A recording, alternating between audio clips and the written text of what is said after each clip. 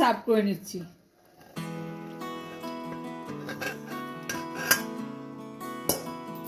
বন্ধুরা, আজকে ইভিনিংয়ে বানিয়ে নিয়েছি রেস্টুরেন্ট স্টাইলের ক্রিস্পি চিলি বেবিকর্ন। তো তোমরা যে যে ভালোবাসো তারা আমার এই রেসিপিটা প্রথম থেকে লাস্ট অব্দি ভিডিওটা দেখো।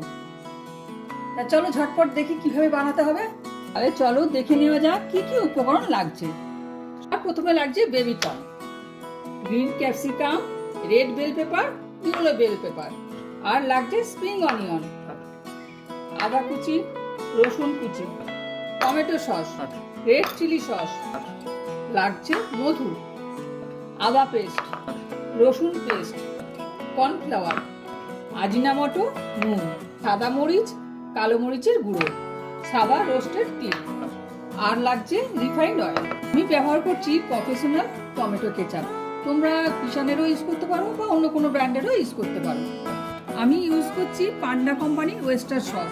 তোমরা এটা অ্যামাজনেও পেয়ে যেতে পারো, কোনো শপিং মলেও পেয়ে যেতে পারো। আমি এটা ব্যবহার করছি ফুটিং কোম্পানির সিনথেটিক ভিনিগার। আমি ব্যবহার করছি মিল টাইম কোম্পানির ডার্ক সোয়া সস, চিংস কোম্পানির চিলি সস, আর ব্যবহার করছি লায়ন কোম্পানির হানি। চলো আমি বেবিকর্নগুলো কেটে নিই। এই দেখো আমি কেমন করে একটু ট্যাচা করে কেটে নিয়েছি। এইভাবে আমি বাকিগুলো সব কেটে নেব।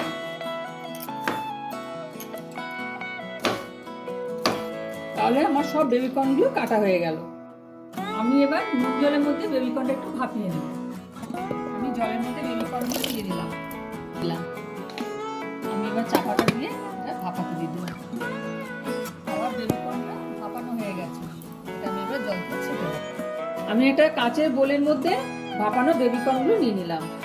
আমি এবার দিয়ে নিচ্ছি 1 চামচ রসুন বাটা, 1 চামচ আদা বাটা, 1/2 চামচ দেবো সাদা মরিচ গুঁড়ো, 1/2 চামচ গোলমরিচের গুঁড়ো, পরিমাণ মতো নুন।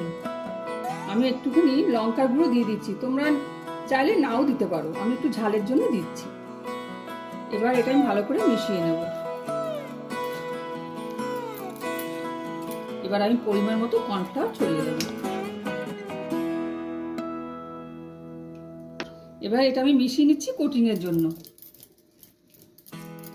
আমার তেল বসিয়ে রেখেছিলাম, আমি তেলটা গরম হয়ে গেছে। এবার আমি বেবিকর্নগুলো আস্তে আস্তে ছেড়ে দেবো।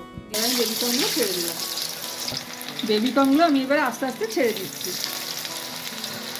আমি 80% ডিপ ফ্রাই করব। আমি এবার হালকা করে ভেজে তুলে রাখছি, আরেকবার পরে ডিপ ফ্রাই করব। আমার সব বেবিকর্নগুলো ভাজা হয়ে গেল, আমি এবার সব তুলে নিচ্ছি।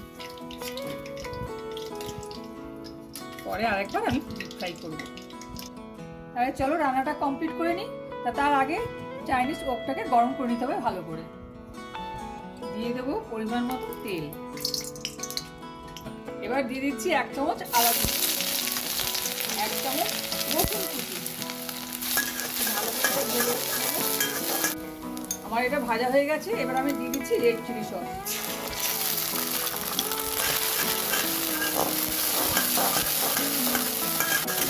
এই দেখো কি সুন্দর লাল হয়ে গেছে, তার মানে এটা আমার ভাজা ভাজা হয়ে গেছে। এবার আমি দেবো ক্যাপসিকাম আর বেল পেপারগুলো।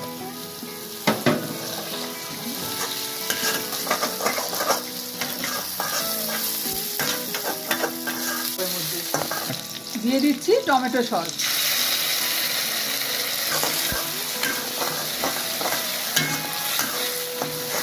আর একটু দিয়ে নেবো সামান্য জল, কারণ যাতে পোড়া না লাগে। এবারে দিয়ে দিচ্ছি একটুখানি ডার্ক সোয়া সস। এবারে দিয়ে নিচ্ছি আজিনামোটো, পরিমাণ মতো নুন, সাদা মরিচ, গোলমরিচ। এই ভালো করে সব আমি মিশিয়ে নিলাম। এবারে দেবো 1 চামচ মতো ওয়েস্টার সস।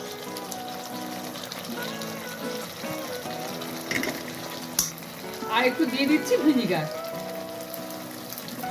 এবারে সব ভালোভাবে মিশিয়ে নিচ্ছি। এবার আমি বেবিকর্নগুলো ফাইনাল একদম ডিপ ফ্রাই করে নিচ্ছি।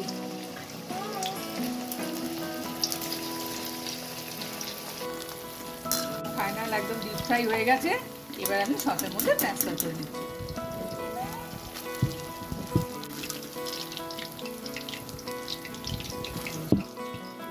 ভালোভাবে টস করে নিচ্ছি। দেখছো কত সুন্দর লাগছে দেখতে, রংটাও কত সুন্দর হয়েছে। এইভাবে তোমরাও বাড়িতে বেবিকর্ন বানিয়ে নেবে। এবারে আমি মিশিয়ে নেবো 1 চামচ মধু।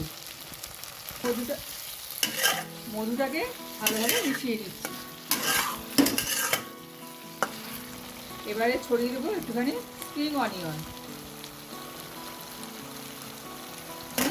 ভালো করে মিশিয়ে নেব। সবার শেষে আমি ছড়িয়ে দিচ্ছি একটু রোস্টেড তিল।